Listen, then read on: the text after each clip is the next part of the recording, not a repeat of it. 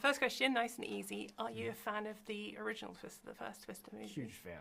Yeah, very big fan of the original. And that definitely played a big factor in taking on this project. Cool. So I think it's fair to say that Twisters is very different to the rest of your filmography. I know you've done a Mandalorian episode, but it feels like a disaster movie is on a different scale. So was it quite challenging to take on, a big action movie like this? Yeah, I'd say that in itself was the big challenge because I hadn't worked on a film in which the way I'm structuring my mind to work is how do I deliver 7 action beats. That's kind of the way I was looking at this. So doing that was a big challenge. But at the same time, after falling into production and really getting into it, I realized all the challenges are the same. Like I'm still trying to tell a story about people, still trying to meet the day and figure out the coverage and all of these things that directing is definitely so much of it is just problem solving. And then also trying to give audiences a very immersive experience in something. So a challenge, but something that I felt I had been prepared for. Sure. Have you always wanted to try your hand at a blockbuster action film? And with this one, did the studio need to persuade you to come on board, or did you persuade them? So kind of how did you come to become attached to the project? Yeah, I've absolutely always wanted to do action and to do something of a large scale. After my previous film, Minari, I asked Jon Favreau, I met him and asked him if I could do an episode of The Mandalorian because I was such a huge fan of that. And it was based on doing that work in another show for Jon called Skeleton Crew. That the team at Kennedy Marshall reached out to me for this one. And from there is a mutual process. Like they're seeing if I'd be interested, but I'm also having to convince them that this project would be in good hands with me, just knowing that it is very different from Minari, of course. So the movie looks like it was a lot of fun to film. What would you say was your favorite sequence to put together in the movie?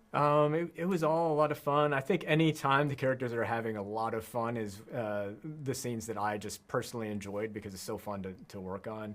A lot of that red dirt road chasing stuff where the two teams are competing, that to me is where there's an invigorating energy within those scenes, and to me, for me, I felt that while I was filming that, so I'll always remember that.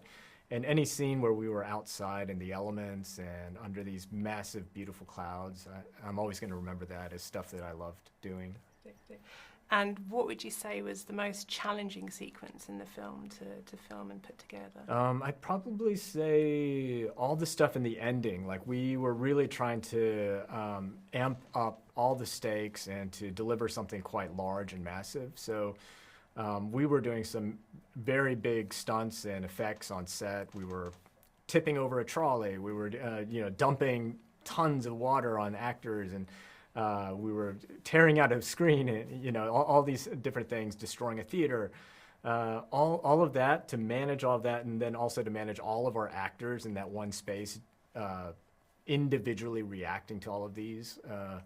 It felt like choreographing a circus of madness, really.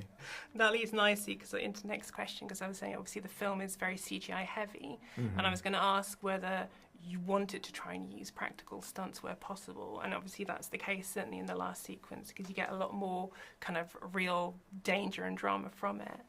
Yeah, I mean, I always knew that we can't go out and actually film a tornado, obviously.